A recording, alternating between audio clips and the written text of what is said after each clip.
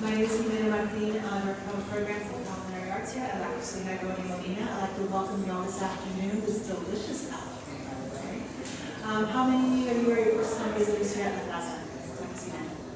Welcome, welcome. More programs like this are coming up this year. I invite you to be friends with us on Instagram, Facebook, or go to our website, and to receive our newsletter for upcoming free and exciting programs. Besides culinary arts, we do have poetry.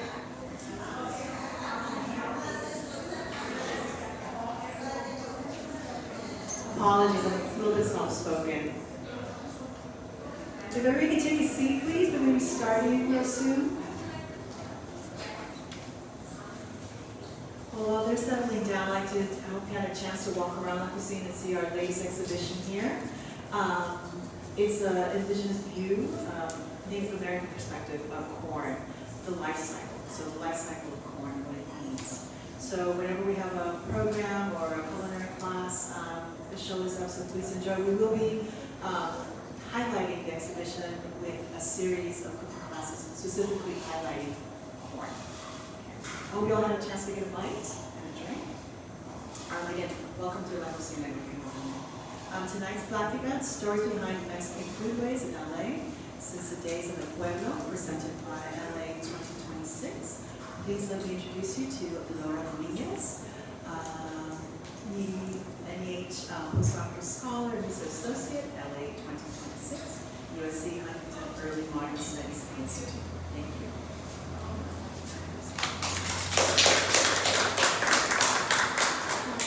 Good afternoon, everyone. Can you hear me? How are we doing with sound in the back? Good. Okay, perfect. My name is Laura Dominguez. As Jimena mentioned, I'm a fellow with the USC Huntington Early Modern Studies Institute. We are very proud to be the conveners of LA 2026, which is a National Endowment for the Humanities funded program that kicked off just this week to really think about the role and the legacy of the Declaration of Independence in Southern California. As you may know, this year marks the 250th anniversary of the signing, which means that people across the country will be engaging with the legacy and meaning of that. And we have the real privilege and opportunity to think about what we as Angelenos, how we relate to the Declaration, the ways in which we shape and complicate and expand and engage with what it means to be an American and to be part of the U.S. and throughout our history. And so it's a real joy. We're having a series of 18 humanities discussions with partners across Greater LA, including La Plaza. So you can find information on the flyer and receipts about our upcoming programs. But it's a real joy to be gathering here with you all today to really ask these deep questions about identity and belonging through food and community. So it is my pleasure to introduce our wonderful panel here. First, we have Dr. Salomon, who received his training at the University of New Mexico in Borderlands and Latin American history. He is a professor of ethnic studies at California State University East Bay with research interests in 19th century California history, Mexican and indigenous folklore, and oral history. He is the author of Piojito, the Last Governor of Mexican California, and the Rutledge History of Latin American Culture. He is currently working on a project titled Food, Memory, and Migration, a Borderlands Family. Next up, we have Dr. Natalie Santizo, who earned her PhD in Chicano Studies from the University of California, Los Angeles. She's currently an assistant professor at San Diego State University. Her research interests include suburban history, critical food studies, racial geographies, and public history. Her first book project, Mexican Foodways in the San Diego Valley, pieces together a cultural history of 20th century ethnic Mexican food vendors and laborers in the San Gabriel Valley. And lastly, we have Enrique Ochoa, who is a professor of Latin American Studies and History at California State University, Los Angeles. A community-based public historian, he has published multiple books and articles on Mexican politics and history, food studies, Central American studies, Latino studies, and critical community-based education. His latest book is Mexico Between Feast and Famine, Food, Corporate Power, and Inequality.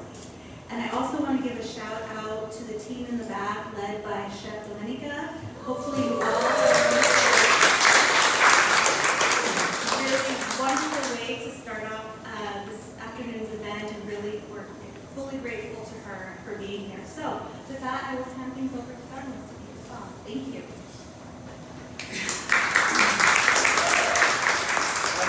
Laura, and thank you, Jimena, for inviting me to curate this panel. And we're going to try to make it interesting and a little deep, a little fun for you. And of course, thanks to my colegas here, Natalie and Enrique, and of course, Dominica, who was gracious enough to invite me along with her food journey through these many years. Okay, so today we're gonna start off in basically the period of contact between the settlers who came in the late 1780s, and then we're gonna go forward chronologically to more contemporary times. All right, so hopefully you can see that. I know it's a little bit foggy. This is a really good map of some of the villages that were here at the time that the Spaniards arrived. Okay, and so we're talking about food today, and we should all know that food is a very political topic, right? It's very much immersed in our identity and our communities. Our spirituality, many different items of life. So to talk about this meeting of cultures, you have to really talk about the process of colonialism, which is a tough topic to talk about, especially from the Mexicano perspective in California, right? Definitely was a process of colonialism where the Spanish system overpowered and in many ways displaced indigenous peoples from their traditional homelands. And as you can see here, it was a very populous area, right? There's various statistics on this. One that I found was that there was about 5,000 Tonga people living here. There were anywhere from about 40 to 70 different villages. And as you can see, a lot of these large villages are very close to a lot of the rivers and along the coast. So these were people who relied a lot on seafood, river, a lot of the plants that were along those rivers and in the valleys and so forth. Right? And so if you look closely also, you can see where Pueblo was and where the Mission San Gabriel was. Both of those two institutions are part of the plan of colonialism. In California, the Spaniards had three real specific institutions. One was the Pueblo, one was the Presidio, which are the military forts, and of course the missions as well. Okay, so next slide. Okay, so a little bit about the foodways. We know that this is hard to tell because a lot of these oral histories, they're kept within indigenous communities and so forth. They are coming out more and more. A lot of indigenous peoples of California, and including where I live up in Northern California, those communities are really fighting hard to decolonize what was sort of forced upon them. Right, and so they're bringing back their foodways. They've always had them, right? But they're bringing them back more into the open. They're sort of empowered to do that in many ways. Like in Northern California, the acorn was very important, right?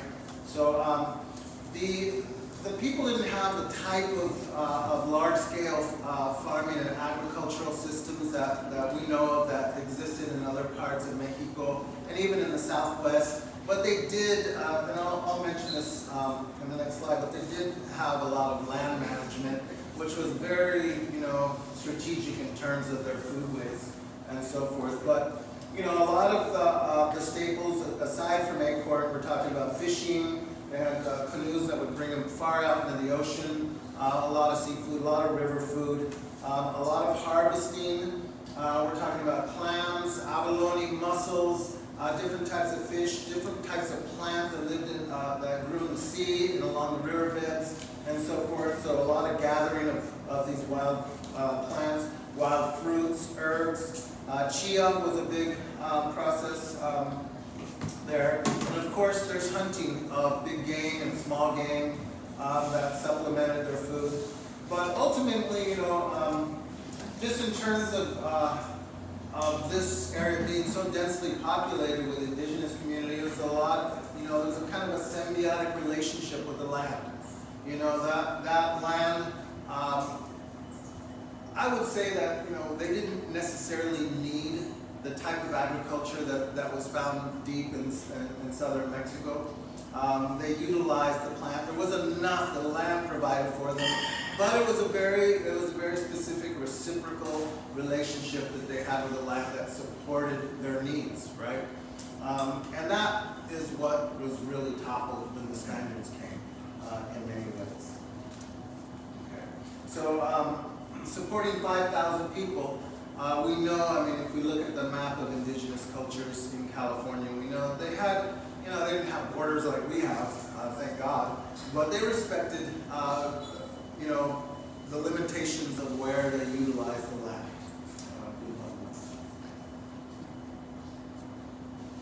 Okay, so land management was definitely important to them. This is something that's also coming back a lot too. Controlled burning of the land. You're seeing this with a lot of the rancherias in California. Up north, where I live, they're doing this in really incredible ways. You can see them doing them outside. If you go a little bit north of the bay, some of those. But the controlled burning, what it was for, there's many different reasons, but just in terms of attracting food, it's very important because new growth attracts new animals. It also helps them maintain sort of a beautiful ecosystem. But a lot of it had to do with controlling the growth just in terms of their relationship with plant life and so forth. There was a lot of seed sharing, seed collecting, transplanting of wild herbs and fruit and vegetables where they would plant it. Again, not like our big scale agriculture that we see, but something a little bit more along the lines of a natural process.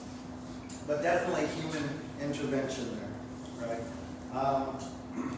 But yeah, there were many ways. One of the things that I've read before, there's also aquaculture in which they would control the areas of breeding grounds with the mussels and the clams and so forth, so that they would maintain a healthy sort of environment for them so they could grow plentiful, so that they could have access to that food at all times, right? So no, they didn't have large cornfields. They had access to that. They were trading with people just in Arizona and along the Eastern California. They were growing plenty of corn there, so they knew what it was, but it wasn't something that they relied on like those other groups did.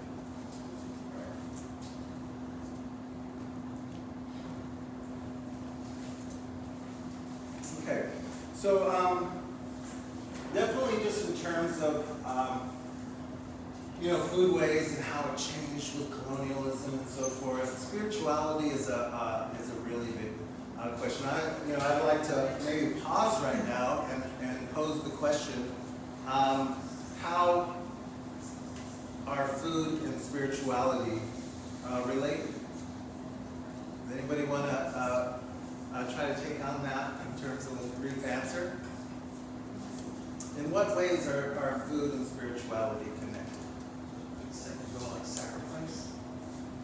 Sacrifice. Well, I would use the word offering, perhaps. Would be more in tune with that. But offering food or herbs and so forth to the spirits or whoever, right? Who else has an answer? Abstaining from different foods for different periods. Like Fasting. Oh yeah, that's definitely part of it for sure, and that could be with or without the spiritual connection, but definitely. I think family too is really important. I think that is directly tied to spirituality and also kind of the idea of the table, sharing of the food. Oh yeah, right. Sharing the food is just very important. Connects you to family, it connects you to community, and it also connects you to that process of celebrating, right? Different milestones in our lives, different periods of our lives, growing into adolescence and adulthood and so forth. But definitely takes part during ceremony as well. Anybody else have a? I guess I'm thinking of the idea of gratefulness for something that is lacking. Giving thanks. Wow, that's great. And I would maybe put that into an offering, right? So when you think about Spanish colonialism, right? They studied all of that, right? They studied how these processes worked amongst indigenous people. And they studied indigenous communities from the southern tip of Argentina all the way up to the Bay Area, right? And they wanted to know how their spirituality worked, what customs they had. And they wanted to know that so that they could try to convince indigenous people that their spiritual ways were not so much different than the Christian ways, right? They wanted to make that transition something that was relatively easy, right? After all, think about Spain. How does Spain, a country that can fit inside of Texas, how does it control the land from the tip of southern South America all the way up to California? You do it by turning indigenous folks and later African folks into Hispanics, right? And there's a process behind that. Okay. So the mission was a big part of that, right? They tended to take the children and teach them that their parents' ways were wrong and erroneous. It's easy to shape the mind of a child. It's much harder to shape the mind of a 30-year-old person who's set in their ways, right? The idea of the missions was that they were going to change their ways, and food was a big part of that, right? Large-scale agriculture coming in, the introduction of many different new plants, right? Think about all the plants that they brought from Mexico, right? There were a lot of different ones. Okay, so this is a picture of, this is a famous one, probably half of you or more have seen this one, famous painting of Mission San Gabriel. This is really where the Tonga were sort of set right into the sphere of this, this mission. Change the next slide. Okay, just in terms of the Pueblo, it was also really very much set into the sphere of the indigenous folks, right? There was a large group of people here. They're called the Quiche. They're part of the Tonga people, but I'm trying to remember the name of the village. Does anybody remember the name of the village? I haven't. I just can't believe it now.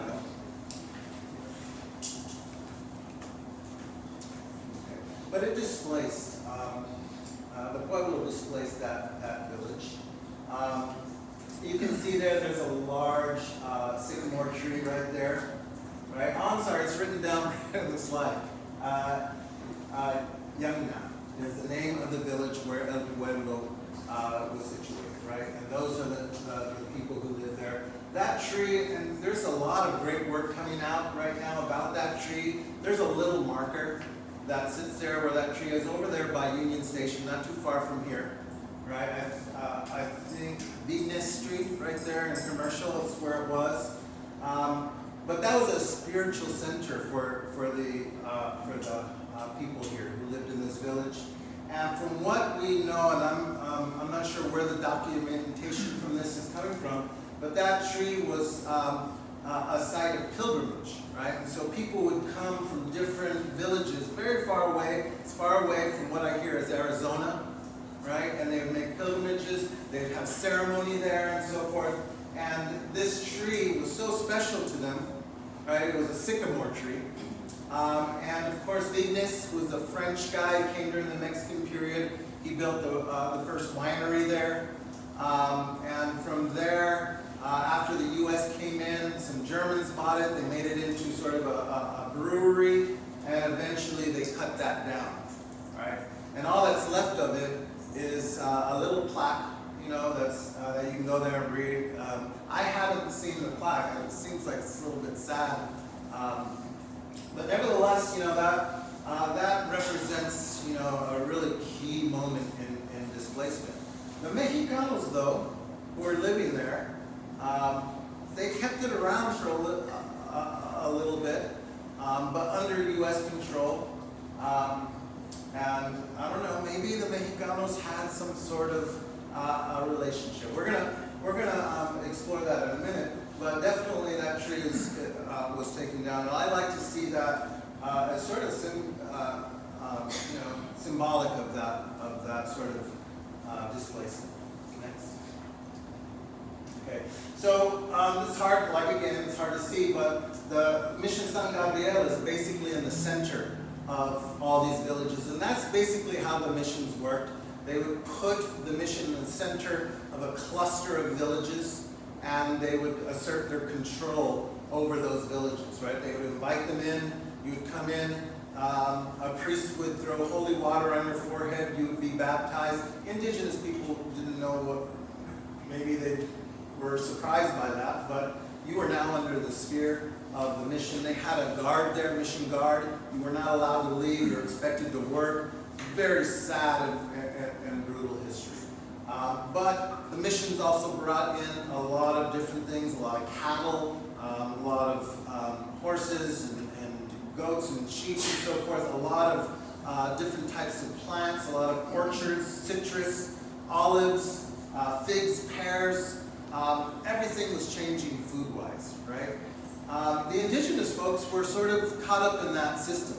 They were expected to be the laborers there. When you know, at the time that the U.S. came, the Spanish, the Catholic Church was very wealthy. They owned, one historian mentioned that you could walk from San Diego to San Francisco along the coast without really leaving mission land, right? So imagine having access to that much free land, and you have free labor. You grow wealthy that way, right? But this was supposedly the process of you know, turning people into Hispanics, people they considered uncivilized. Okay. So definitely, you know, I mentioned that before, but it was an ecological disaster, right? The taking of the land, the displacement of indigenous communities. This land was given to people who were usually in the military. Some of them were people who you know, had worked for many years. They were given these ranches around the villages all throughout California. Some of these ranches were along the lines of about 30 to 40,000 acres, so a huge chunk of land. The guy that I did my research on, Pio Pico, he was one of the largest landowners. One of his ranches, which is between LA and San Diego, where Camp Pendleton is, was 134,000 acres. Okay, imagine that. And he had multiple ranches.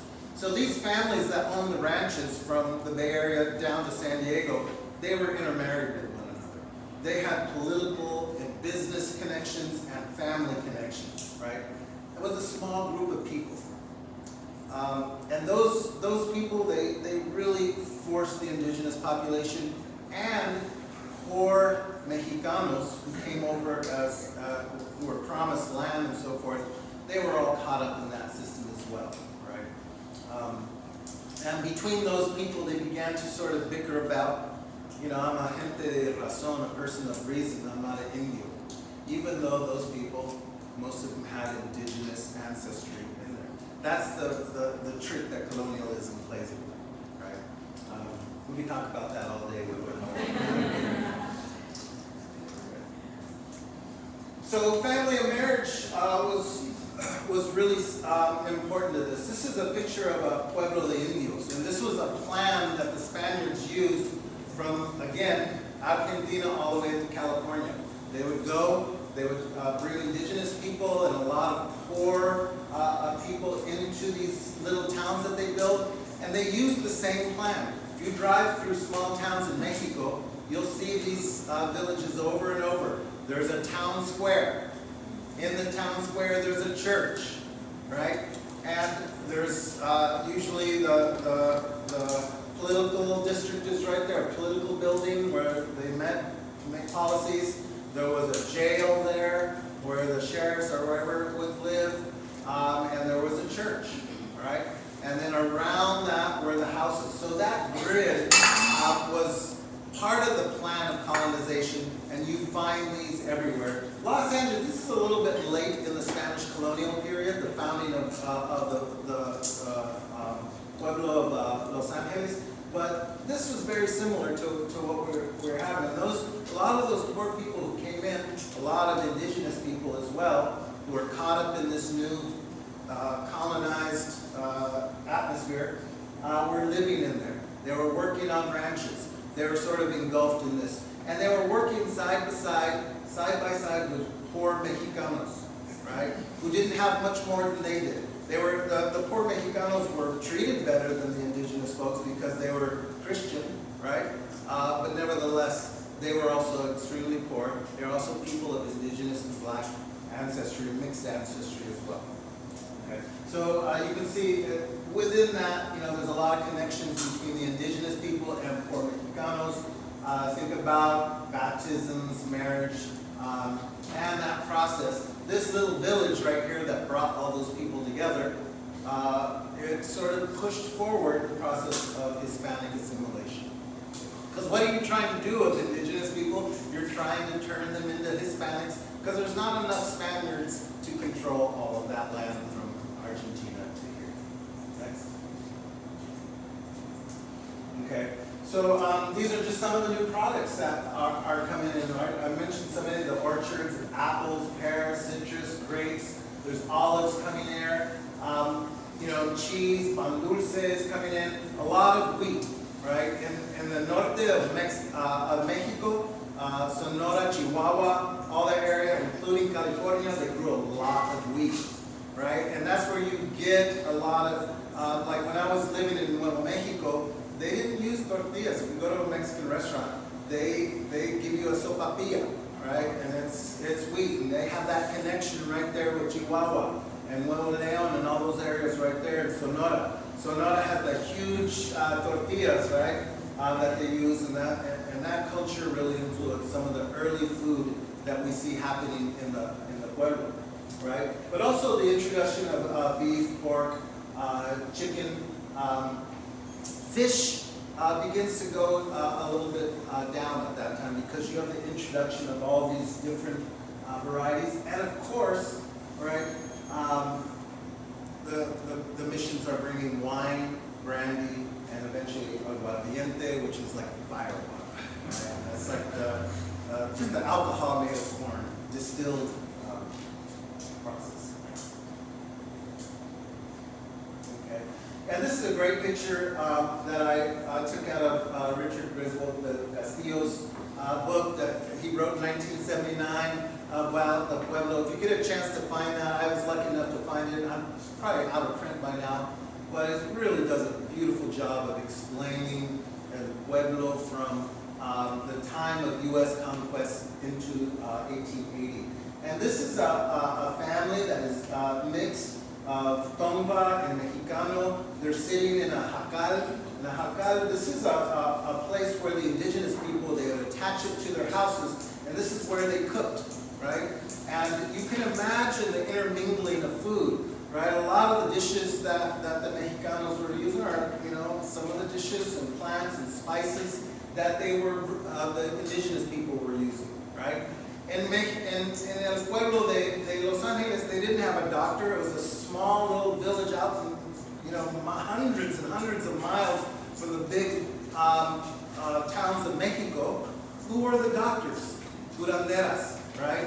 Who were the curanderas? The indigenous folks. That was a process where the people of Mexico, and Central America, they used that process. They got their knowledge of medicine and so forth from indigenous people, and those were that's how you got here. So it's a process. I'm going to leave out of the discussion the wealthy Mexicano landowners, and let's put back into the discussion the pobladores. Who were these people that settled? They were people of indigenous, mixed descent, and they had that connection already. They came from Sonora, Sinaloa. They had that connection with the indigenous folks, right? So there was this another symbiotic relationship that was happening.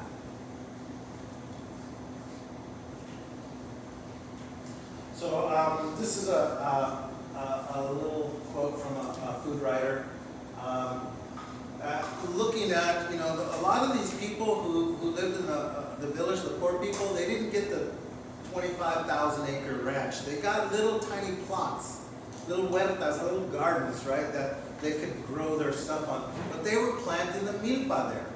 In the milpa, they had, of course, the corn, the squash, the beans, the chiles, and other plants that they would grow, right? And from there, they would cook their meals in their house and so forth. They would have fandangos. They didn't have restaurants or anything, but some of the big houses would invite people in, and they'd have Mexican food there. This food critic, Ruth, she says in 1991, that they were practicing already what we call today California cuisine, which, it's California cuisine is supposedly this new thing, started in the Bay Area, farm to table, you've probably heard that term. The Mexicanos were doing that already with those same ingredients 100 years before, 200 years before, right? A lot of the recipes, there's not a lot of research out there about what the recipes. Luckily, we have Encarnación Pineda's book, right? It was written in the late 1890s, but it has some of those early recipes. We know that people in Los Angeles were making enchiladas, albóndigas, chorizo. They had a lot of the Mexican food that we know. They were making tortillas, of course, and so forth. So we know that those foods were there. That information was coming from Mexico. The food was changing, but the pobladores, they brought healthy food. They brought indigenous food from Mexico, right? The milpa is, it's probably somewhere around, I don't know, Enrique would know better, but 6,000 years old maybe, right? Very old in any case. And those indigenous foods came in here. And yes, maybe they didn't have them large scale before the Spaniards, but they were also indigenous foods. Okay. So the Pueblo and city of Los Angeles, so in 1850, right, a couple of years after the end of the war, the U.S. is here. Los Angeles is the biggest Mexican town in the United States, and it still holds that position today, right? It's still a small town compared to the Bay Area, right? But new contingents of Mexicanos are starting to come in, right? A lot of those Mexicanos are coming in from the gold rush. If you go up into the gold rush area, there's a little town called Sonora. A lot of these people, Sonora has hundreds of years of mining. Those guys were really good at it. They knew how to do it. Meanwhile, a lot of the people that came from the East Coast, they didn't know what they were doing, right? And they got mad at Mexicanos, and there was a big clash. But here, the first barrio was called Sonora Town. Most of you from LA probably know that. Sonora Town is just right over here, right? Going down by Union Station into Chinatown. You can see there on the right, that's Calle de los Negros. And that's where a lot of indigenous Tonga people and poor Mexicanos live. By 1880, Los Angeles had developed into a big city, right? And the Mexicanos were their power and influence was sort of going down. Pico built his hotel in 1870, right? As sort of trying to resurrect. He kind of changed. He went from being this wealthy, kind of arrogant landowner, and when he got dealt some of what he was dishing out by the gringos, they took his land and stuff. He began to sort of say, wow, this kind of sucks. be on the other end of this. But nevertheless, next slide, please. We definitely see, a lot of Mexicanos coming in. This is a great picture of this guy, the tamalero, right? Down there in Sonora town, they had businesses that were making tortillas. They had little informal restaurants coming up. They had this guy right here. This is a picture you can find on the PBS website. He was known as the tamalero that would go around. He would sell tamales, raspadas, different types of ice cream and dulces and stuff. But those street vendors were starting to come, right? It was changing maybe what the original poblador from Los Angeles was like, because new blood was coming in from Mexico, right? But it was definitely changing, but new food was coming in, setting the way to what was to come next. By the 1880s, 1890s, you start seeing more and more Mexicanos coming into Los Angeles, right? That's the time of just before the Mexican Revolution. Poor people are losing their land. Porfirio Diaz is kicking people out. They have all kinds of people living on these big haciendas in Mexico. They're being paid with money printed by the landowner.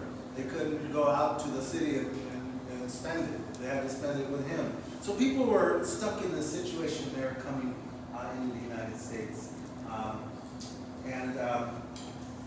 It changed things, but we see a very vibrant culture, the beginning of a very vibrant culture.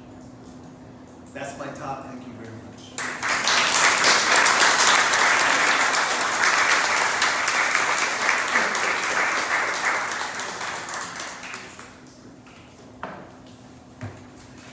Okay, so I will pick up. So again, my name is Dr. Natalie Santizo. I'm from the San Gabriel Valley. Is anyone else from the San Gabriel Valley? Okay. I'm from Baldwin Park specifically, and you'll see that really shapes the way I'm thinking about food. And I wanted to start us off, I'm sorry those in the back if you can't see, but if you feel free to move closer. And so I wanted to start us off with a framework, right? When we're thinking about these histories, what does a Foodways lens mean when we're looking at the archive, right? When we're looking at archival material. And so for me, that's Foodways is the production, consumption, and movement of food and food laborers across time and space. So I'm really thinking about, food workers as who gets to consume and who is consumed, the metaphor in relation to the material consequences. I have these three little pinwheels here: labor, placemaking, mobility. And so placemaking, right? We think of space as abstract, right? Space might be this empty room, but people give meaning to space and form place, right? How people practice culture, how people go through their everyday, right? Those things matter, and they shape how you perceive the world. They also shape how we think of particular regions. And when we think about mobility, sometimes we overlook that part. So mobility references the way people experience and give meaning to movement. So that could be regulated formally or informally. So historically, we might think about the Gold Rush era and the Greaser Act, right, where this was an anti-vagrancy law against Mexican Americans. So that would fix you a place, right? You couldn't congregate because you could be arrested or cited. We might think of cruising culture, right, and the banning of lowriders along Route 66 in the past. So all these are examples of the ways in which our mobility is regulated. And for food workers, we see that so much today, right? Especially as we think about ICE raids, right? As we think about how the permitting system. And so later on, I'll talk a little bit more about permitting in the 1930s. But really thinking about that framework, I also want us to think about, food, I would say, we tend to think about it as a form of cultural expression, which makes sense, right?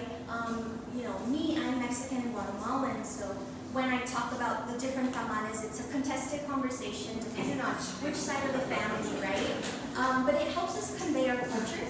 But I would say, drawing from Meredith Abarca's work, she says that food is also a medium that maintains, shapes, and recreates culture. So what does that mean for us? It means that it's method, right? The way you pass down your family recipes, the way you adjust them, it's a knowledge, it's a practice of knowledge too. So really thinking about food consciousness as theory as we approach this work. And food work has shaped the way we think about place, right? When we think about the SGB, a lot of people think about Asian American food, which is great because those are some of my favorite places, right? I would also argue the best boba. But that shapes how we think about a region. Next slide. Okay, so those that can't see, this is a timeline from 1910 to 1929. Summary, but I would say, we're talking about Mexican Revolution. I would say 1880s, we already see a boom of white migrations from east to west, impacting LA. But 1910 Mexican Revolution, right, there is protest against the Porfiriato, right? Porfirio Diaz, have a picture of the generación, right? What is Mamon Brothers? There wouldn't be a revolution without them, right? So thinking about how Mexican Revolution pushes migrations north into the United States and impacts the foodscape that we see in the city, right? Also something important to note, late 1880s, right, or 1882, we get the Chinese Exclusion Act, right? Early 1900s, we get Gentlemen's Agreement prior to that Geary Act. And so the United States government is quote unquote containing the Asian problem, right? That sentiment of yellow peril has already kind of grown. So when 1920s hit, we start to approach the US government thinking about the quote unquote Mexican problem, right? So 1920 newspapers overwhelmingly reference the quote unquote Mexican problem. So we're going to start to see how Mexicans are regulated during this time. Numbers-wise, Mexican Revolution pushes about 10% of Mexico's population into the United States. That's quite a lot when we think about Mexico as a whole. From 1900 to 1930, over 1 million Mexicans migrated north into the United States. And then Southern California broadly, between 1920 and 1940, the population triples. So about 2 million arrived from across the United States. And then the Great Depression hits, we need someone to blame, right? And who's going to be blamed? Mexicans, right? Ethnic Mexicans. And you see the growth of Americanization programs in the 30s and 40s, but you also see repatriation, right? And then 1930, for the first and only time, Mexicans are classified as a race on the US Census. So we can think about how we're already starting to identify this quote-unquote Mexican problem. Next slide. So California as a state, it becomes an agricultural powerhouse, late 1800s, early 1900s, largely due to, I would say we start 1860, then post-Civil War, with the food processing industry, right? So this includes canning, right, canneries, agriculture, alongside sugar beets and citrus. And you see, up to 1917, a lot of our agricultural workers are made up of Chinese and Japanese laborers, right? But then you see exclusionary policies that are going to start to shift our labor force.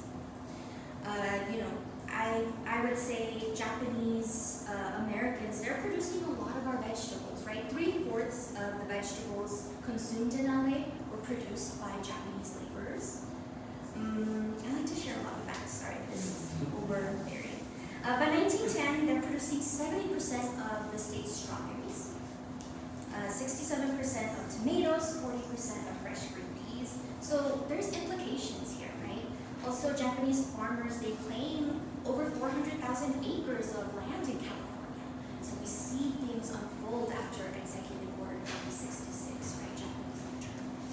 But all of these factors are going to impact how we think about California and then LA.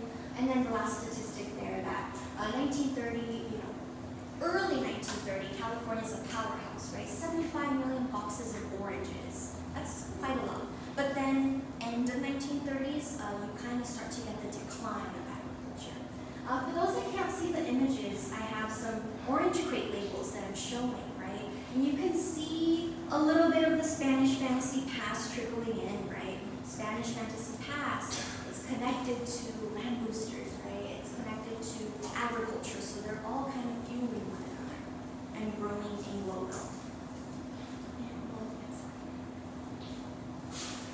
So Mexican food takes hold, right? Historian Natalie says that the history of Mexican food is working class, right? This food is representative of mom and pop shops. It's not always a brick and mortar, right? It's vending. It's relatively affordable at the time. It's filling. It keeps you full for a full day's work. In some cases, it's on the go because, right, mole is not going to be something you can take on the go. And in the next slide, I'll get more into these details, but you see the growth of vendors in the late 1800s, and then you see the master narrative talk about these first Mexican restaurants in the 1920s, but very much crafted towards a certain population. Okay, next slide.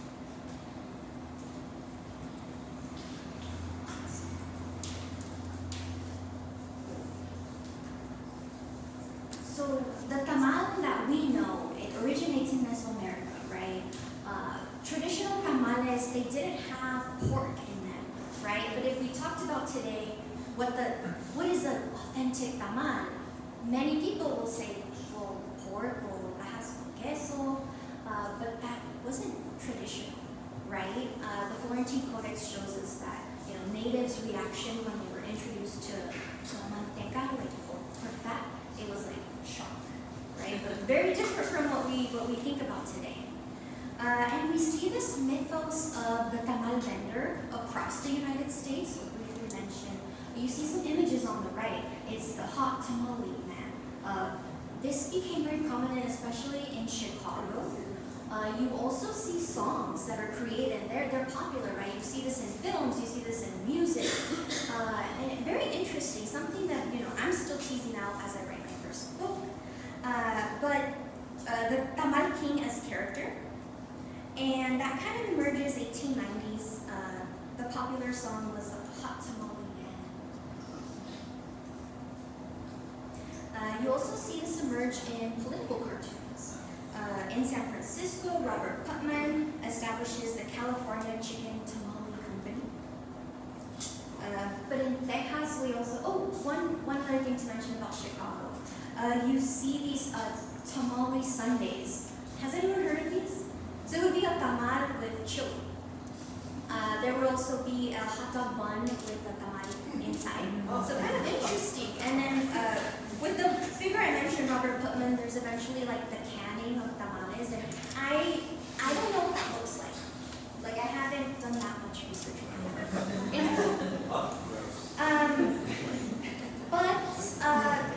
also I would be remiss if I didn't talk about the chili queens of San Antonio. Have people heard of the chili queens? Right, so in San Antonio you have these women. It's one of the earliest examples that we have of Mexican women vending, right, on the streets. And so they sell their carne con chile. Eventually they become regulated and, it's like their fall. But one of the earliest examples we have of Mexican vendors within the United States. But what about LA, right? What does a tamale man look like in LA? Something different is mobility. Again, we need to have something mobile. So we have these push cart / tamal wagons that emerged late 1800s, and a lot of how we recover this is by looking at newspapers, and that kind of tells us like the conversations that people are having regarding this group. The earliest we've seen is 1870s newspapers talking about these tamal wagons. But then we quickly see the regulation of these tamal vendors. So 1892, the city tries to ban them. 1897, the city council proposes a regulation of time. So they could only start vending at 9 p.m. That fell apart because people love the tamales, right? The tamal vendors, especially thinking of the time at which you're going to purchase a tamal. So that fails. But also business owners petition to shut them down. That's similar to things that occur today, right? And the shutting down of street vendors. vendors. We sometimes think about who's protesting street vendors. It's often the brick and mortars. Tamal vendors form a mutual aid society, and they protest, they gather signatures, and so things like the time in which they can sell don't pass through. By 1901, we see that there's about 100, more than 100 tamal wagons in LA. They would have to purchase a $1 per month city business license, so we're already seeing regulation of these vendors. And when it comes to the regulation of food vending, we can even connect this back to Chinese vegetable peddlers, right, in the 1870s, also Japanese truck farmers and their regulation. Tacos also emerge, right? We can always say like this, these have always been foods normal to us, right? But in the kind of master narrative, right, they emerge in California, Texas in the 1920s, and then we see Americans who write about Mexican foods in cookbooks. They're publishing about tacos in the 1930s. So that gives us an idea of like this master script on these items. And next.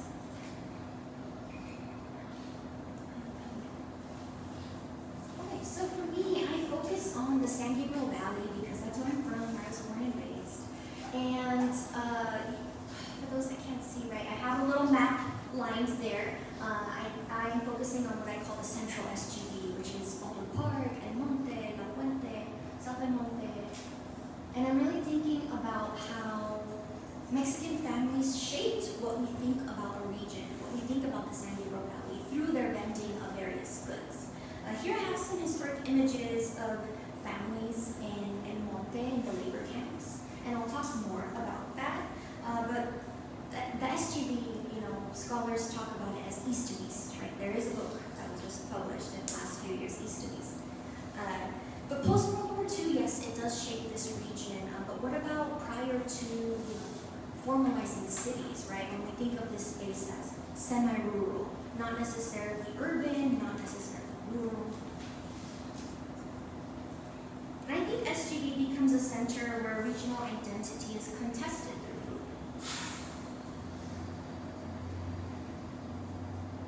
And we'll go to this. Trying to not go over. So I'll share a little story of the Cruz and Juanita Baca family, which is a family from Baldwin Park. And, around 1910, Cruz and Juanita Baca traveled they migrate from Guanajuato to San Gabriel Valley. Cruz works for a rock and gravel company in Irwindale. He also picks up work as a traquero, so him and Juanita travel alongside the railroad lines, right? And they live out of the boxcars. Eventually, they go back to Mexico to retrieve two of their daughters that were still living in Mexico. And they settle in Irwindale, but it's a very complex story, and I just would be remiss if I didn't shout out her granddaughter, Cruz Baca Sandayo, who's here, if you want to wave to everyone.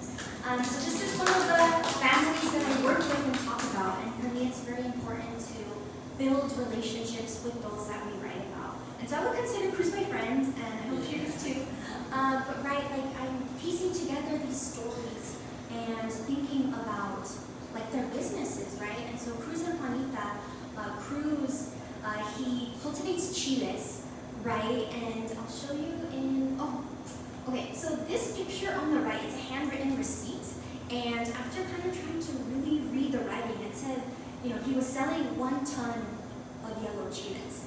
That's a lot of chiles, right? I can't even, my brain can't picture it.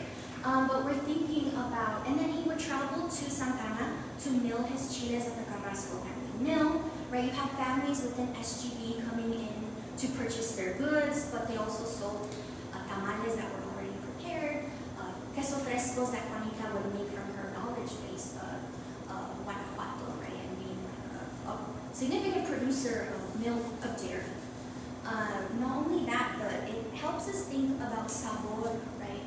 Flavor as method, taste, the senses, right? We can't talk about food without talking about the sensorial experience, right? one family of the many that I talk about in my work. And we'll go to the next slide. Okay, so part of my work with Cruz Vaca Sendero is that, we were able to archive some of her family history. And on the left, you can see a permit issued to Cruz Vaca. And I want you all to be historians as detectives right now. So tell me something you notice about this permit, and this is probably going to apply to those in the front. But what information can you derive from this permit? So this is an edible peddler's license. Anything that helps you understand the word? It's issued on a monthly basis, so you have to renew it. It's about $1 a month. Okay, other people? What else do you notice about it? It says post in a conspicuous place. Post in a conspicuous place, so have it posted somewhere on display, right? Anything else? What about his last name? It's misspelled. Cruz Vaco, Pacco. So very telling of the times, right? But I think this, this is like to me, this is like where I really just I'm such a nerd. This is what I love because I haven't seen these permits in any other institutional archive yet. They're issued by LA County, so it helps us think about how food is being regulated beyond the city board. And that's part of what we're trying to piece together. I'm trying to piece together, give you some historical context to the permitting, right? 2020, LA issued its first street sidewalk vending permit, but we can connect this back to early 1900s, right? 1930s, and how we've always been racialized through our labor, right? We've always been, there's always been an attempt to fix us to place. But as the Cruz and Vaca family show us, right, there's almost a refusal to be fixed to place because as you're regulated as a food vendor, you also challenge regional boundaries in many different ways. Okay, next.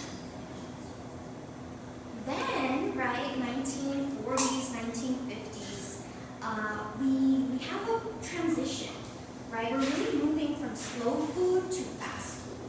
And suburbia is very much implicated in this process, right?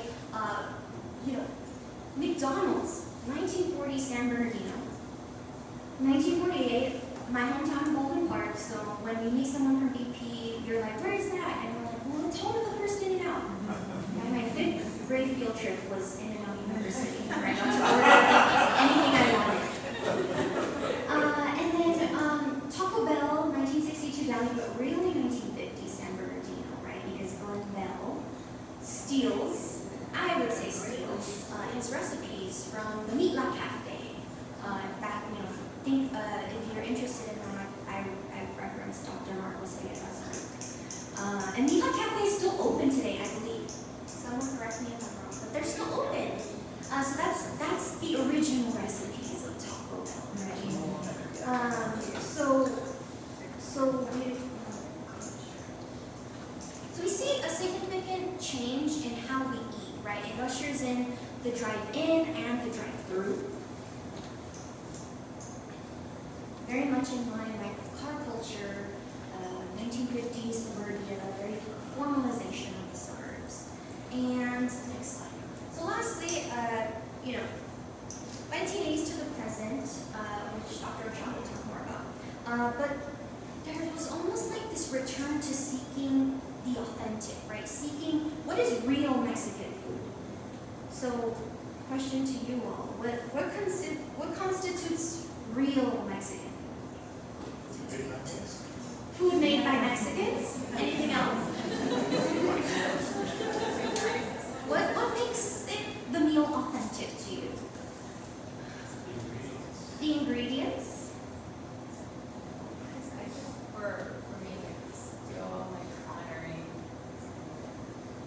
its origin stories, like mezcal, in Oaxaca, not from the States and things like that. And it's like, making sure that we're getting also using California tomatoes and those today. It's just memory, right? Respect, right? Not just exploitation, right? Not just the parachuting in. And I think sometimes, when we reference scholars in critical food studies, they kind of challenge us to think about, don't get too boggled down into authenticity, because what about, class is implicated in that, right? What about the mother that can't afford to prepare tortillas a mano, right? Who has to purchase the McDonald's hamburger, right? And so many will have us think about these power structures embedded in these food processes. But yeah, so I'll just leave it at that. Thank you.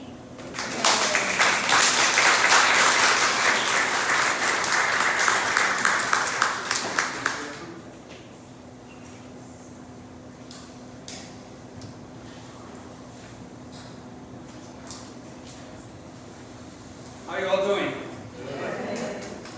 Great to be here with you all. I'm Enrique Ochoa, teach at Cal State Los Angeles, Latin American Studies and History. I'm going to build really on the powerful talks of my colegas and focus my remarks on maíz, on maize, right? What we oftentimes see as corn, in particular tortillas in the greater LA area. Tortillas, maíz, tamales, right? They're central to the cuisine that we're referring to as Mexicans, right? And I'm going to problematize Mexico at this point, and Mexican food, right? As something that we're constructing. I won't say Mexico doesn't exist, but it exists in a historic time. And so as we kind of raise it, I want to begin to say, what gets lost when we talk about Mexico? Who gets buried and erased in those discussions?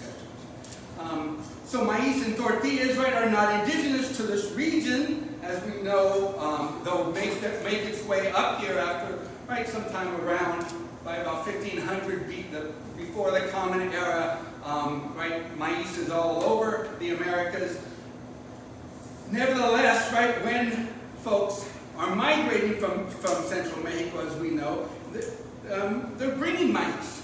And they're bringing maíz and the diet and the cosmovisions of generations of migrants. So what I want to talk about is really through my discussion of maíz, talk about some of the salient features of coloniality, the ongoing system of colonialism that starts with the Spanish and continues on and transforms, right, our ways of life, our ways of knowing, and then of course continues, right, with U.S. conquest and colonization in its various forms all the way up to the present, and how it shapes power and inequality that gets constructed in ways that exacerbate hierarchies of race and class and gender, and that redefines knowledge.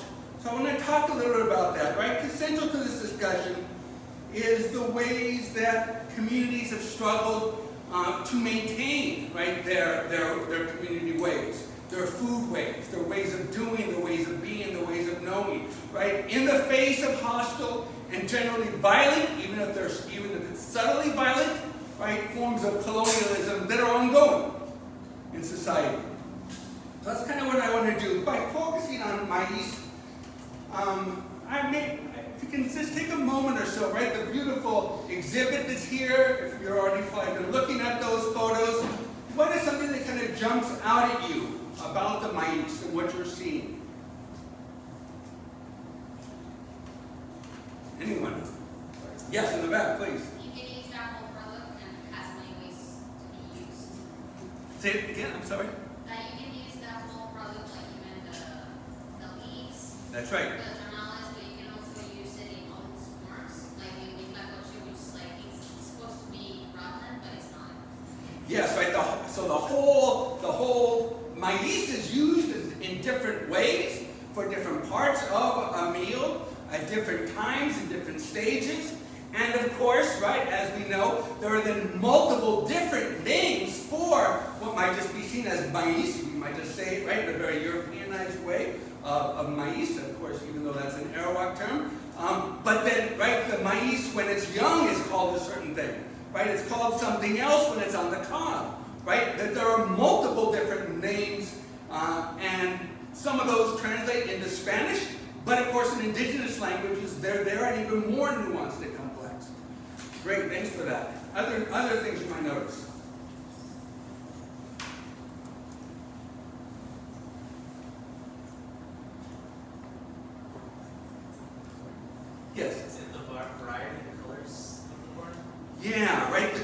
variety of colors, right? The question of variety is extremely important, right? Diversity of the biological diversity, diversity of maize and the different land races that exist and their variations. What kind of maize is used for certain soils and different maize for other soils. What kind of maize, if you're gonna, right, pop popcorn after a while, or use it for tamales, or use it for tortillas, right? There are different ways that those varieties are used and have been cultivated, right, over the course of thousands of years. Yes, in the back? I've also noticed like the semantics. They use like human terms for corn, so rebirth, death, that kind of thing. Things that you would associate with human life. And I noticed they put the Pueblo up there. I love the Pueblo so much, and I remember that humans were made of corn. That's right. In the creation story. So I think corn is very much tied to human life. Yeah, so maize, right, and the terms that are used are ones that are used for humans, because we're talking about maize, right, and they have on the display the sacredness of it, right, and I think one thinks about it in terms of cosmovision. By that we mean, right, a way of looking at the world, right, and the way that maize kind of fosters that. So I want to talk about gente de maíz, people of maize, right, and the milpa a little bit. Here I have the quote from the Triqui elder Marcos Sandoval, who later on becomes the director of the Museo Nacional de Culturas Populares Indígenas in Mexico. Maize is a way of being and living that at the same time connects us to Mother Earth, the gods, and with everything else, with the living and with the dead.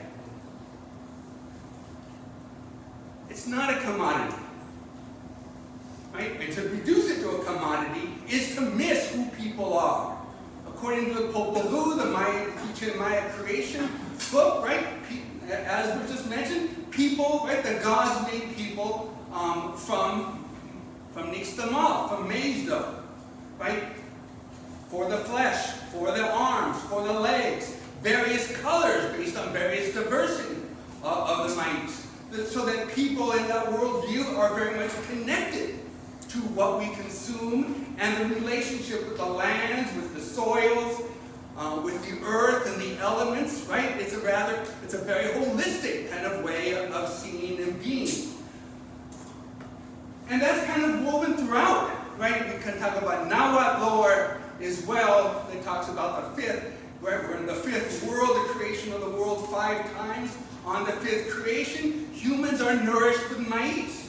And that's why it's so long-lasting and so diverse and so vibrant, right? We can talk about Quetzalcoatl turning himself into an ant and going up into the mountains and getting the grain of corn and bringing it down to the Valley of Mexico and then leading to the kind of, right, planting it in the rich valley.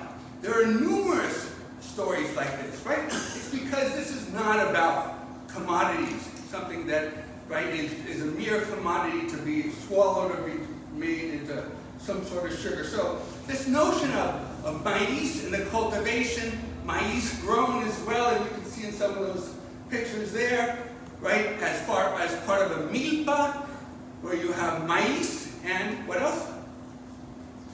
Beans and squash.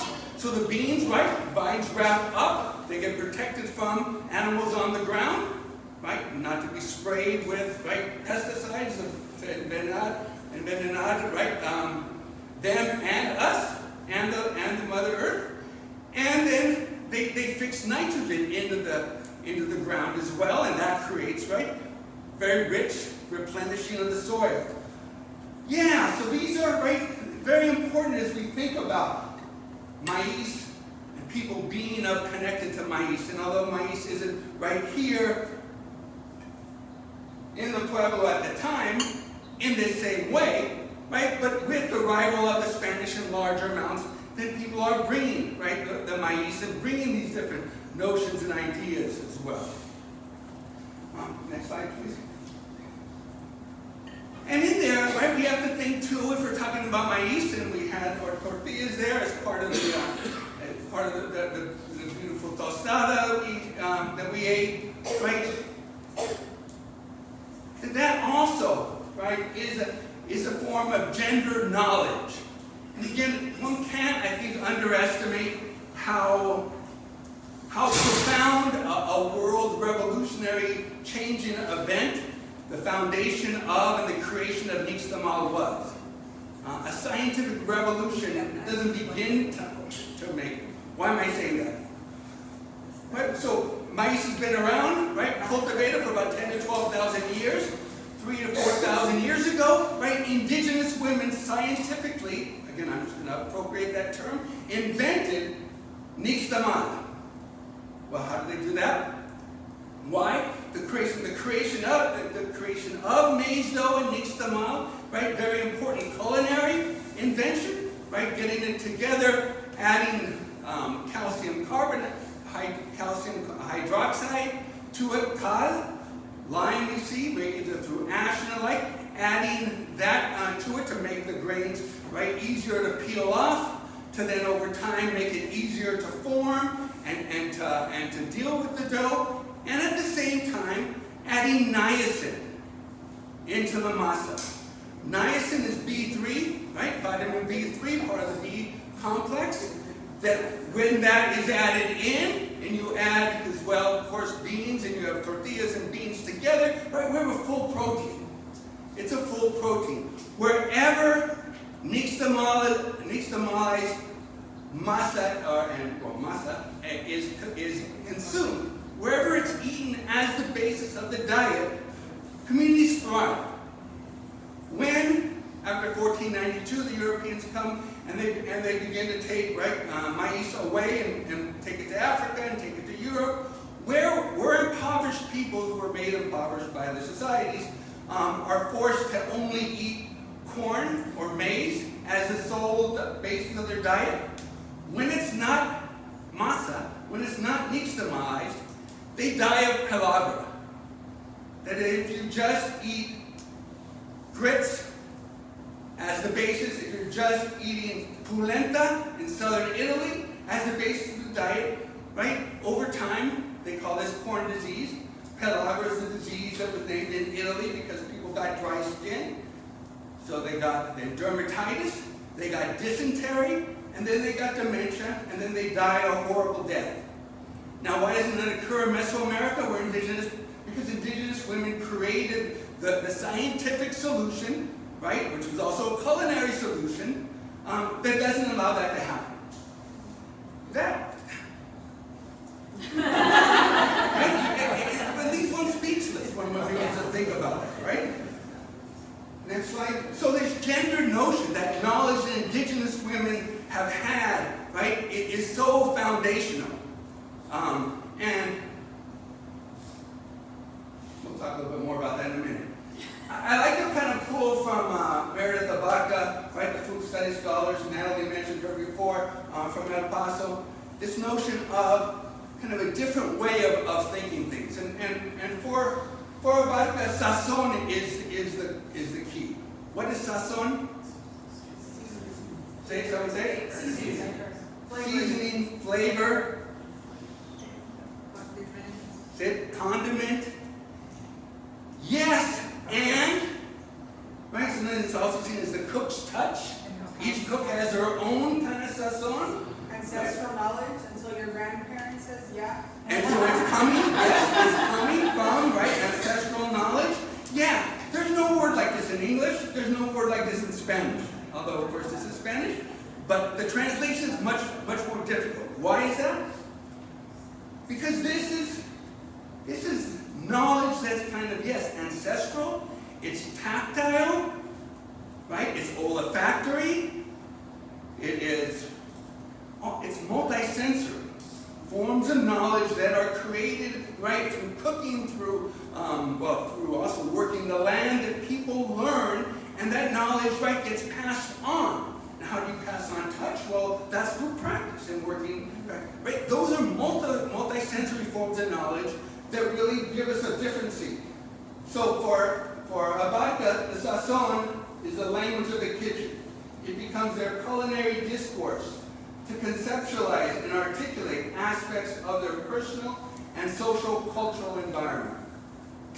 the kitchen and the sazon represent a form of sitio y lengua, right? Language and space and place.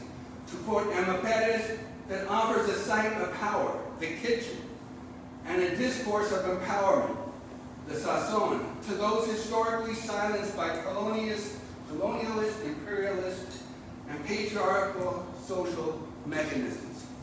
Right? That the sazon carries all those forms of knowledge, right? It's why my grandmother, when she was teaching me to make nacatamadas, which we eat in Nicaragua, right? And in Nicaraguan communities here, right? Could not tell me the measurement I needed of everything, right? Because, of course, it made no sense, because a measurement in that form, right? A measurement for a recipe is a colonial product, right? It's meant to simplify and to reduce. So again, thinking of mind, right, these different ways of knowing, ways of thinking, ways of being, right, gets us to kind of see foodways in a little different way. Next one, please. So, with the colonization, I was supposed to be talking about the 1970s, not yet, but with the colonization, right, in the beginning of coloniality, there is a very direct war on indigenous people and their ways of knowing, and in this context, and maíz. And that war is ongoing. I'm going to argue. This is from Fray Bernardino de Sahagún, right, who's the Franciscan friar who came and was an ethnographer and evangelized indigenous people in the Catholicism in ways that we just heard, and then was responsible for the team that really put a team of indigenous scholars who put together what we see as the Florentine Codex. He admonished indigenous people to eat that which the Castilian, they mean Spanish, people eat, because it is good food, that with which they are raised. They are strong and pure and wise. Raise Castilian maize, meaning wheat, so that you may eat Castilian tortillas, bread. Raise sheep, pig, cattle, for their flesh is good. You will not eat what Castilian people do not eat, for they know what is edible. You will become the same way if you eat their food. All right, what pops out? What pops out of you?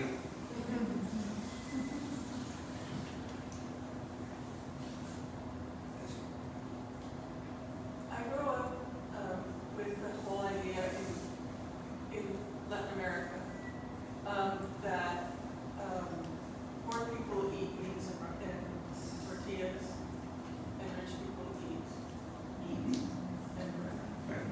And that was the same. Right? So there are these notions of European diets, and it kind of connects as well to this broader notion of European, again, going back to the colonial period, which I want to get out of very soon, right? Notion of how their bodies are, their kind of shape of their bodies, that the humors that create the bodies and their notion of medicine, right, come from eating those food, and indigenous foods and maíz, and even maíz and frijoles, and the very diverse diets that people had, extremely diverse, right, were seen as repulsive to them and would make them weak. Look at the words. Would make them weak and often effeminate as well if they ate them. And so systematically they're bringing their chauvinisms and using their chauvinism to structure, right, a new worldview in ways that kind of very directly attacks the other worldview. Mind you, right, this is going on at the same time that they're taking lands, they're taking bodies, and forcing them to labor. And of course, we know anywhere the Europeans go, within the first 100 years, what happens? Death. Yes, 85 to 95% of the population dies, right? Genocidal. Is it intent or not? We don't need to go there. It's a matter of fact, right? And so again, wars on foodways happen as well, please. Thank you. So this kind of continues, right? It continues on even in maize, the creation of modernity within Mexico, and the notions of the Mexican elite will come to hold these notions as well. Then maize is for poor folks, and poor folks then aren't intelligent, don't have the physical capability for running society, And those will continue on into the discussion of Mexicano and Mexicanas here in LA. So my quote's there, right? It kind of weaves maize, modernity, racism, eugenics into the development of the social sciences, right? Which is forming in this late 19th century, early 20th century period. So that everything kind of we see and teach in school and the like, right, is shaped by this vision. That creates this hierarchy of race and class and gender. So very quickly, I can read the whole thing, I'll stop there, right? But you very quickly can see there. Why did I make this so small? Right, tortillas, which constitute the principal staple of the poor, cannot provide such a perfect nutrition as leavened bread. For Francisco Bulnes, the great científico intellectual of Porfirio Diaz, who will write a very famous book that'll talk about the civilization of Mexico, he'll argue that maize has been the eternal pacifier of America's indigenous races and the foundation of the refusal to become civilized. Right? And he will do a very important study using modern nutrition science and measure the amount of protein in maize, measure the amount of protein in wheat, measure the amount of protein in rice. And then, of those three, right, wheat has a slightly higher protein content than the other two. And then he'll connect those to great civilizations. Civilizations of wheat, European. Civilization of rice, ancient Asia, right, in China. Civilizations of maize, Mexico. And say, well, the Mexican, the Chinese civilization, they don't last. They get conquered by whom? By the great European race. And so therefore, that's framing what's happening and what's seen, and that continues. And again, many of those who are writing about Mexico, a lot of the Americans who are going to the late 19th century with the railroad companies and writing about Mexico, they'll write books where they'll reinforce this racism very directly. And those will be the books that will be written, that will be used by the Americanization teachers, by the school boards in California, in Los Angeles, in how to deal with Mexican kids. So I have there Helen Bishop's quote. Helen Bishop got her MA, got her MS in social work at USC in 1937 under a sociologist who did a lot of work on the Mexican problem in LA. Although he was liberal, he wouldn't call it a problem, but he framed it as a problem.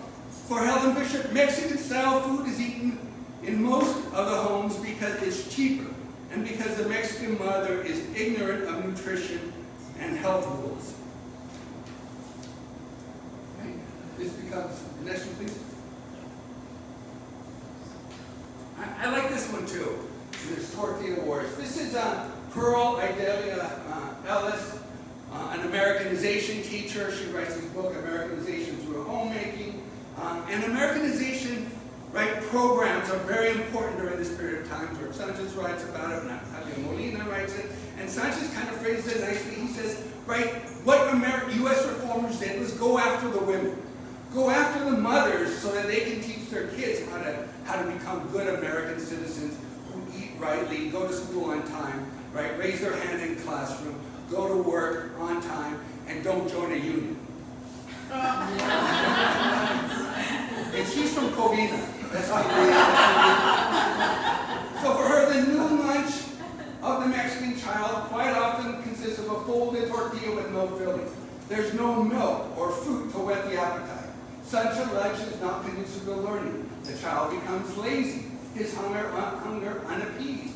He watches for an opportunity to take food from the lunch boxes of more fortunate children.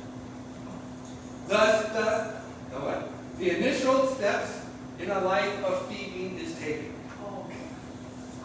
You see the jump? Thoughts or comments, other things that jump out at you?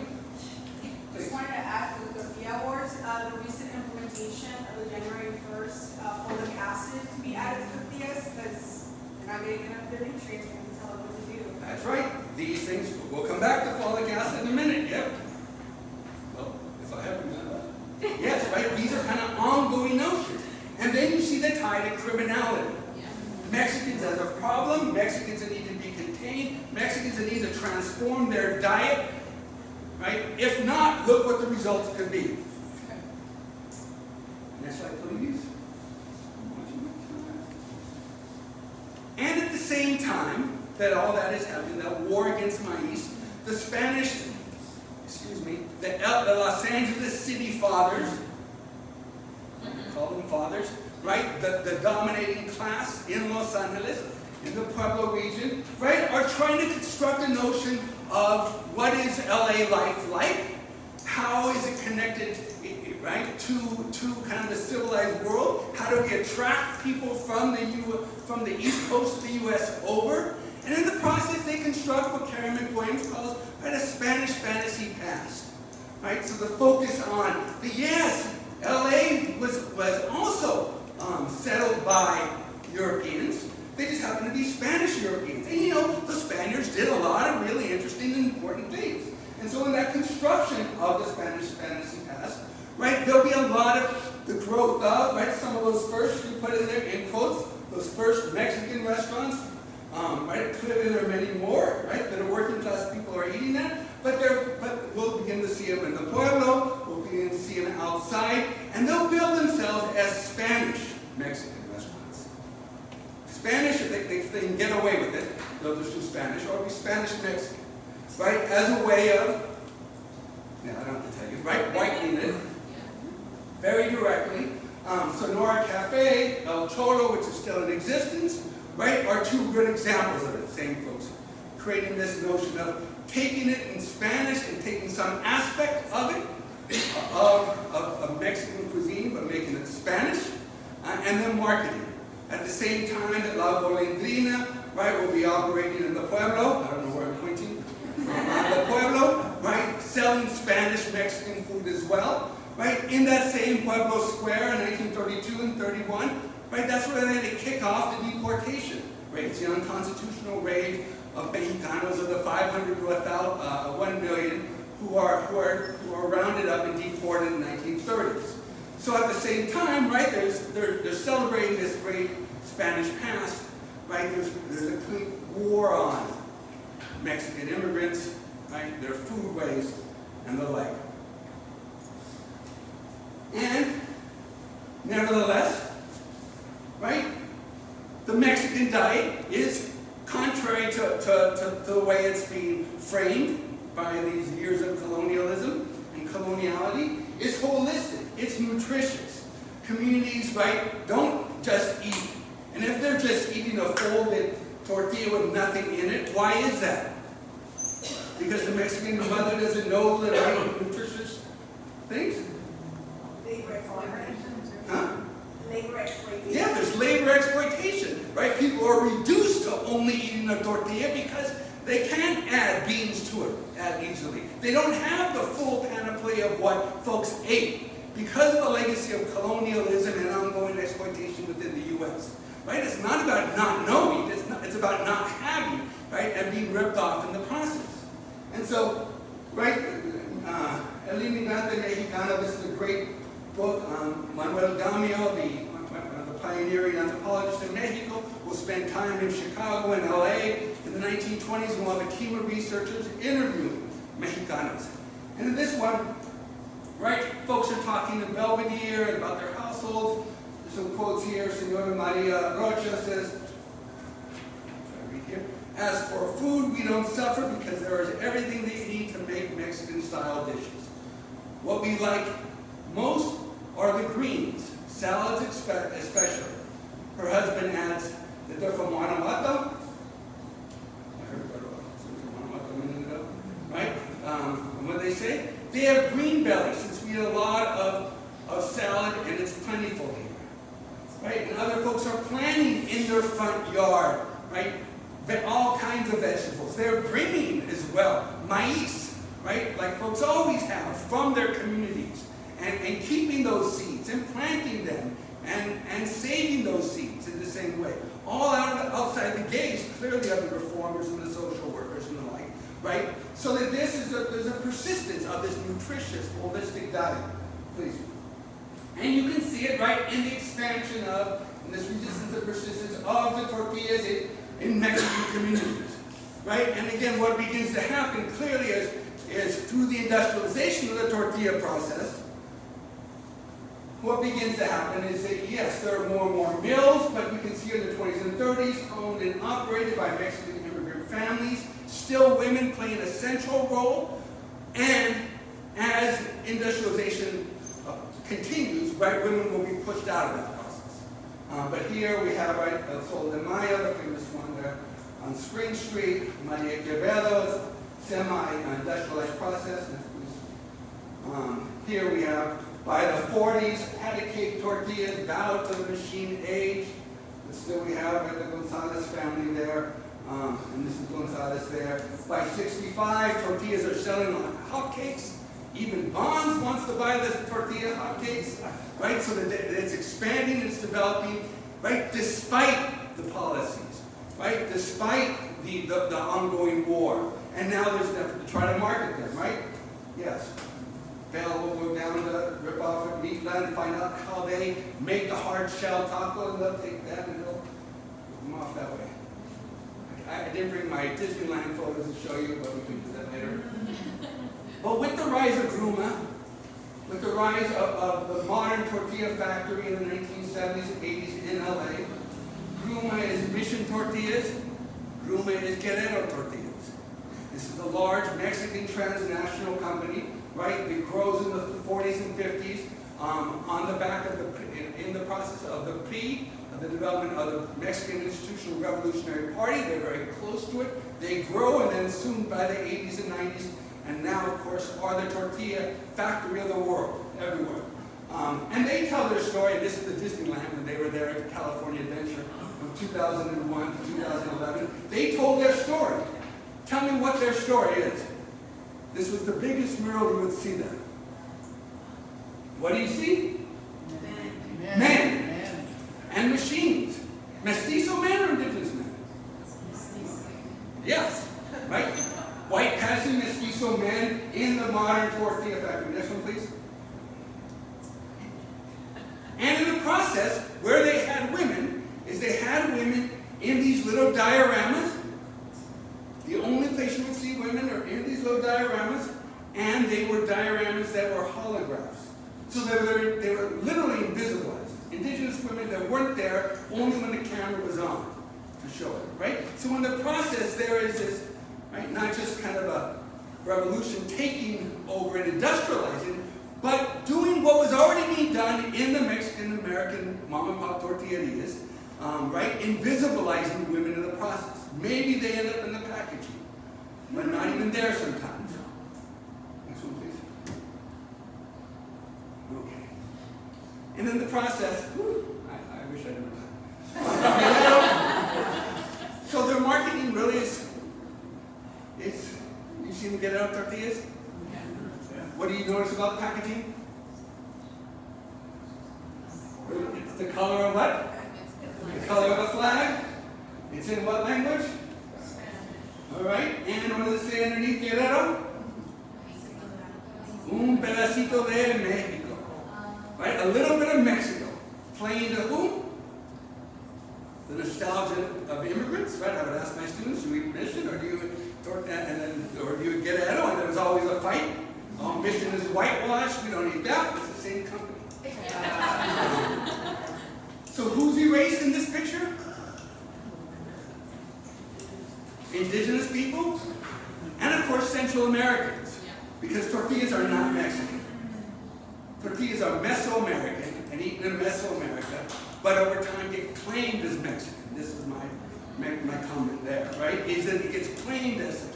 And so Central Americans, when at the time the Guerrero was growing in LA, all around the plaza, right? The church here was a great sanctuary by Father Olivares and other priests, right? That took in the Central Americans who were fleeing wars, right? Carried on with our tax dollars in El Salvador, Guatemala, and Nicaragua, and Honduras as well, in different ways. So, right, there's been multiple forms of erasure in this process. We're not going to talk about it. You know, go over one more, please. This is Mission. You can see you can go in there and see Mission. If you even go in the store and look, The mission tortillas are, even the corn ones, are lighter and whiter and smoother. Right, so they're playing with texture. Next, please. So, kind of ongoing, right, recognition and struggles and social movements that have been going on since the ongoing, but in the 90s and the aughts, right, begins. And I have the South Central Farm here from 2004, 2005. Mexicanos, right, Central Americans gaining control over their foodways, asking questions, challenging it, right? It's helping to kind of liberate, if you will, I would argue decolonize a bit within the colonial structure of notions of what Mexican food is. Next one, please. So much so they can push back. This is Lalo Alcaraz's cartoon about the adding of folic acid, right? Extremely important. It needs to be added in. However, it was recently just added in, as you just mentioned, right, in January in the law. But because of the organizing that was going on, right, they were able to get Maria Elena Durazo to make changes to the law to make sure that mom and pop tortillerías don't have to include folic acid, right? And then again, we didn't have to talk about why don't Latino women get, right, prenatal health and folic acid. But those are, right, important questions. My last slide that we'll kind of end with is this decolonization. LA Taco has this new, right, city of masa, all the different kind of local masa producers, right, for people producing, using their own masa, and that kind of revolution is coming from below. I don't mean the corporate, right, I mean the below revolution. And then here I just put, Ovidio Romero, longtime Zapotec activist in the community, and Alfonso Martinez, her partner, right, who just started in West Adams, League here at the restaurant, has long been doing kind of clayudas, pochos clayudas, right? The notion that tortillas and Mexican food is indigenous. But if you say Mexican, it erases the indigeneity. In the same place in the Maidan, right? There's also an Afro-Mexican coastal restaurant, right? Because of course, right? So that there are these efforts to decolonize it, to go back to the pobladores, right? Over half of whom were of African descent. And I said it again, over half of whom were of African descent. We know that because it's been documented. And of course, Miriam Matthews, the first black librarian in 1981, when she was on the commission to celebrate the 200th anniversary of the plaza, right, made sure that we have that plaque out there. And so we know that. And so again, that diversity of notion of Mexican food is there. And I'll leave it at that and apologize for my...